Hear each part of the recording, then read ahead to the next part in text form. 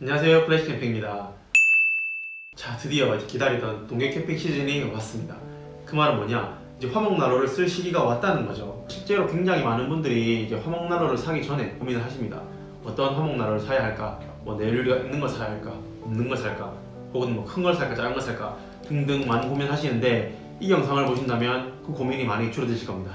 자, 오늘은 보시는 바와 같이 두 가지 화목난로를 준비했습니다. 이쪽은 제가 뭐 오랫동안 썼던 거고요. 또 이거는 제가 올해 구매를 해서 저번 주에 처음 제가 사용을 하고 왔습니다. 그럼 저희 실사용 후기를 통해서 어떤 장단점이 있는지 한번 살펴보도록 하겠습니다. 이 화목난로를 제가 저번 주에 첫 실사용을 하고 왔습니다. 진짜 기대했던 대로 대만족이었고요. 진짜 불멍 원 없이 했습니다. 이 화목난로의 가장 큰 장점을 꼽으란다면 단연코 불멍이 된다. 이 하나만 꼽겠습니다. 이거 말고 다른 장점은 없어요. 다 똑같습니다. 이 가장 큰 장점을 위해 우리가 내연료가 부착된 화목난로를 사는 거고요. 근데 제가 이게 사용하다 보니까 단점도 나오더라고요. 이 단점이 뭐냐면 그름이 생깁니다. 장작을 태울 때 그름이 생기니까 내연료에 그름이 굳어서 불이 안 보이더라고요. 그래서 제가 좀 사용을 잘못했을 때는 이 내연료 전체에 그름이 다 덮어가지고 불이 아예 안 보였습니다. 그래서 이거 열어가지고 물티슈로 닦고 막 쓰고 그렇게 했거든요. 몇 번 사용하다 보니까 요령이 생겨가지고 그름이 안 나는 방법을 찾았습니다. 그 이후로는 거의 그름을 안 끼고 이제 불멍을 마음껏 할 수 있었죠. 사실은 이제 그런 점에서 비춰봤을 때는 실용성은 크게 떨어지는 거죠. 원래 캠핑용품은 그렇지 않습니까? 감성이 올라가면 실용은 떨어지고 실용이 올라가면 감성은 떨어지고 이게 캠핑용품의 어떤 특징인데 이 화목난로를 사용할 때 어떻게 하면 좀 단점을 줄이고 장점을 올려서 사용할 수 있는지 한번 보겠습니다. 그름이 생기는 원인을 총 3가지로 한번 분석해 볼 수가 있습니다. 가장 큰 원인 중 하나가 바로 댐퍼를 닫는 겁니다. 댐퍼를 닫아서 화력이 약해지게 되는 순간 바로 그름이 생기더라고요. 그리고 산소 유입구를 닫는 순간에도 이제 그름이 생깁니다. 근데 이거보다 더 큰 원인은 사실 댐퍼예요. 이 산소 주입구를 활짝 열어놓고 있는다고 해도 댐퍼를 닫는 순간 그름이 생기더라고요. 그럼 제가 한번 실험을 해봤습니다. 과연 어디까지 댐퍼를 닫아야 이제 그름이 안 생길까? 그건 딱 중간이었어요. 중간 밑으로 댐퍼를 넣는 순간 그름이 생기기 시작하고 점점 닫을수록 이제 유리창에 그름이 많이 끼게 됐거든요. 그리고 산소 유입구를 좀 많이 더 닫을수록 그름이 많이 생겼고요. 그래서 결론은 산소 유입구를 일단 열어놓는다는 가정하에 댐퍼를 최대한 열어놓는 것을 추천드립니다. 그렇게 사용하니까 이제 캠핑 끝날 때까지 그름 때문에 고생하는 일은 없었습니다. 두 번째로는 젖은 장작을 사용하는 경우입니다. 우리가 시중에 파는 장작 중에 한 번씩 젖을 때가 있거든요. 그런 젖은 장작을 썼을 때 그름이 생깁니다. 그리고 노지에서 캠핑하시는 분들 중에 장작을 구해와서 하시는 분들 계시잖아요. 그런 생나무라든지 좀 겨울에 나무가 아무리 춥거나 말랐다 해도 그런 자연에서 구하는 건조되지 않은 나무를 쓸 경우에 이제 그름 생길 확률이 높아집니다. 그리고 세 번째는 이 부분은 조금 비중이 작은 부분이긴 하지만 한번 설명을 드릴게요. 처음에 우리가 장작을 넣고 불을 붙일 때 동계잖아요. 그럼 밖은 춥고 나무에 불이 붙는 안은 뜨거울 거 아니에요. 그럼 온도차 때문에 서리가 생깁니다.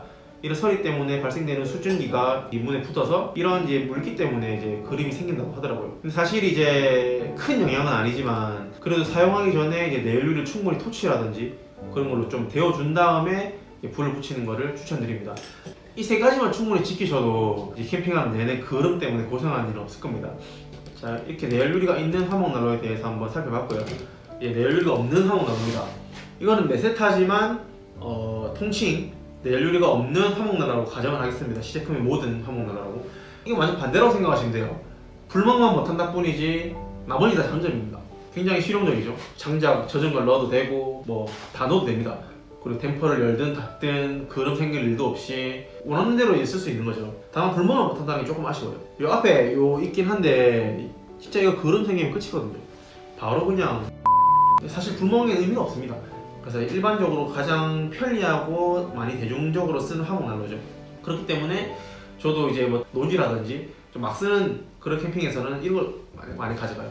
그렇기에 이제 이 화목난로는 굉장히 실용적이고 막 써도 되고 좀 이제 편리한 그런 화목난로라고 보시면 되겠습니다. 그리고 지금까지는 내연료가 있고 없고의 차이였잖아요. 근데 공통적으로 또 하나 고민되는 부분이 있습니다. 이제 크기거든요. 난로의 크기인데 이 크기를 고를 때 기준이 다 다르더라고요.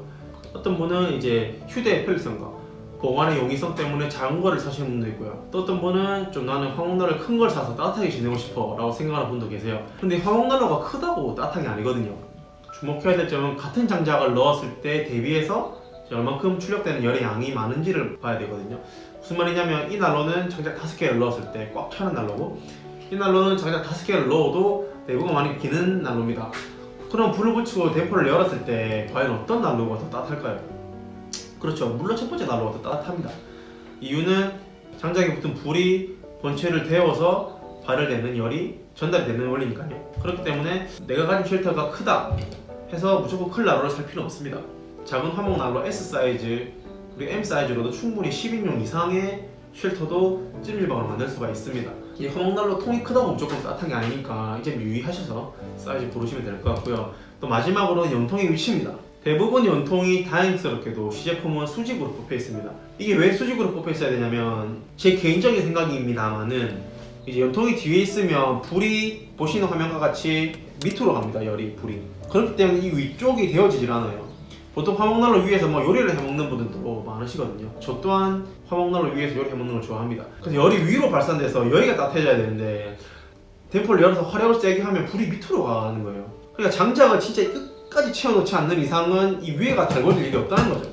아 진짜 굉장히 불편하더라고요. 심지어 이걸 열었어요. 이 불길을 열어서 불이 올라오지도 않아요. 그렇기 때문에 연통이 뒤로 빠져있는 화목난로 같은 경우에는 위에서 요리해 먹기가 굉장히 불편합니다. 연통이 위로 있어야지만 불길이 위로 올라가면서 이 위쪽을 데워서 이제 훨씬 요리하기도 편하고 이제 사용하기 편한 거죠. 그래서 다행스럽게도 시제품에는 대부분 다 위로 빠져 있으니까 그런 걱정 안 하셔도 되고요. 혹시나 뒤로 빠져 있으면 한번 염두는 해보시라고 제가 말씀을 드리는 겁니다. 네, 자 이렇게 오늘은 많은 분들이 화목난로를 사기 전에 고민하는 것들 중 대표적인 몇 가지를 정리해봤고요. 그리고 이 영상을 통해서 많은 고민들이 해결됐으면 하는 바람입니다. 네, 그리고 여러분들께 맞는 화목난로를 구입하셔서 즐겁고 안전한 동해 캠핑 되기를 바라면서 오늘 영상 여기서 마무리하겠습니다. 감사합니다.